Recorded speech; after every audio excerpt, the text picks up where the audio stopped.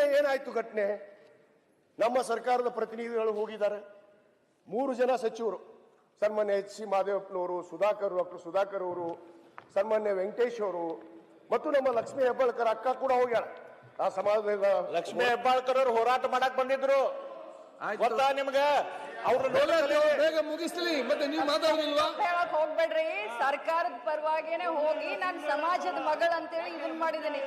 ಆಮೇಲೆ ಇನ್ನೊಂದು ಸಿ ಪಾಟೀಲ್ ಅಣ್ಣನವರು ಹೇಳಿದ್ರು, ಅಣ್ಣ ನಾನೇ ನಿಮಗ್ ಫೋನ್ ಮಾಡಿದೆ, ಮುಖ್ಯಮಂತ್ರಿಗಳು ನಂಗೆ ಫೋನ್ ಮಾಡಿ ಹೇಳಾರ 10 ಮಂದಿನ ಕರೆಯಕತ್ತಾರನ್ನ ಕರೀರಿ ಅಂದಿದ್ದಕ್ಕೆ ನೀವೇನ್ ಹೇಳಿದ್ರಿ? ಬೆಲ್ಲದವ್ರಿಗೆ ಫೋನ್ ಹಚ್ತಾ ಇದೀನಿ, ಯತ್ನಾಳ್ ಅವ್ರಿಗೆ ಫೋನ್ ಹಚ್ತಾ ಇದೀನಿ, ಸಿಗ್ತಾ ಇಲ್ಲ ಅಂತ ಹೇಳಿದ್ರಿ. 2 ಸತಿ ನಿಮ್ಗೆ ಹೇಳಿದ್ರಿ.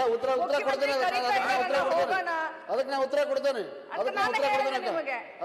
ಮುಖ್ಯಮಂತ್ರಿ ನೀವು ಯಾವಾಗ ಫೋನ್ ಹಚ್ಚಿರ ಅಂದ್ರ ಬೆಂಕಿ ಹಚ್ಚಿ ಬನಿ ಸುಟ್ಟಿಂದ ಫೈರ್ ಫೈಟರ್ ಬಂದಂಗ ಆಗಿತ್ತು ನಿಮ್ದು. ಹೌದೌದು. ಹಿಂದೆ ನೀವು ಹೇಳಿದಾಗ ನಾವು ಕೇಳಿದೀವಿ. ಮಾನ್ಯ ಅಧ್ಯಕ್ಷ ಸಿ ಪಾಟೀಲ್ ಸಚಿವರಿದ್ದಾಗ ಮಾನ್ಯ ಬಸವರಾಜ ಬೊಮ್ಮಾಯಿ ಅವ್ರ ಹತ್ರ ಹೋದಾಗ ಇವರೇ ನಮಗೆ ಸಮಾಧಾನ ಮಾಡಿದ್ರು. ಅವತ್ತು ಕೂಡ ನಾನು ಹೇಳಿದೆ ಮುತ್ತಿಗೆ ಹಾಕ್ತೀವಿ ನಾವು ಅಂದಾಗ. ಮುಂದಕ್ಕೆ ಹೋಗ್ಲಿ. ಮುಂದೆ ಇವತ್ತು ಅಲ್ಲಿ ನಡೆದಂಥದ್ದು ಸತ್ಯ ಸಂಗತಿ. ಮಾನ್ಯ ಅಧ್ಯಕ್ಷರೇ, ಅಲ್ಲಿ ನೀವು ನೋಡ್ರಿ ವೇದಿಕೆ ಮೇಲೆ ಯಾರ್ಯಾರು ಹೋಗ್ಯಾರ. ಮೊನ್ನೆ ಸನ್ಮಾನ್ಯ ವಿರೋಧ ಪಕ್ಷದ ನಾಯಕರು ಹೋಗಿ ಪೂಜ್ಯರ ಭೇಟಿಯಾಗಿ ಪ್ರಚೋದನೆ ಮಾಡ್ತಾರ. ಮೊನ್ನೆ ಆ ಘಟನೆಗೆ ವಿಜೇಂದ್ರ ಅವರು ಹೋಗಿದಾರ. ವಿಜೇಂದ್ರ ಅವರು ಹೋದಾಗ ಏನಾಗಿದೆ ಅನ್ನೋದು ತಮಗೆ ಗೊತ್ತಿದೆ, ಅವ್ರಿಗೂ ಗೊತ್ತಿದೆ. ಅಲ್ಲಿ ಪೂರಾ ಪ್ರಾಯೋಜಿಕ ಭಾರತೀಯ ಜನತಾ ಪಕ್ಷದ ಪ್ರಾಯೋಜಿಕ ಹೋರಾಟ ನಡೀತು. ಇದು ಪಕ್ಷಾತೀತವಾದ ಹೋರಾಟ ಆಯಿತು.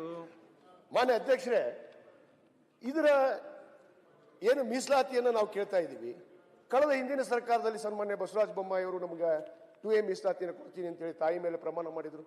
ನಾವು ಅದಕ್ಕೆ ಒಪ್ಕೊಂಡು ಸಮಾಧಾನ ತಗೊಂಡ್ವಿ, ಕಾಯ್ದ್ವಿ. ಕಾಯ್ದಾಗ ಇವರು 2D 2C ಅಂತ ಮೀಸಲಾತಿಯನ್ನು ಕೊಡ್ತಾರೆ. ಮಾನ್ಯ ಅಧ್ಯಕ್ಷರೇ, ಏನು 2B ಮೀಸಲಾತಿಯಲ್ಲಿರುವಂತಹ ಅಲ್ಪಸಂಖ್ಯಾತರ ಮೀಸಲಾತಿಯನ್ನು ಕಿತ್ತಿ ಏನು ನಮಗೆ 2%, ಒಕ್ಕಲಿಗರಿಗೆ 2%.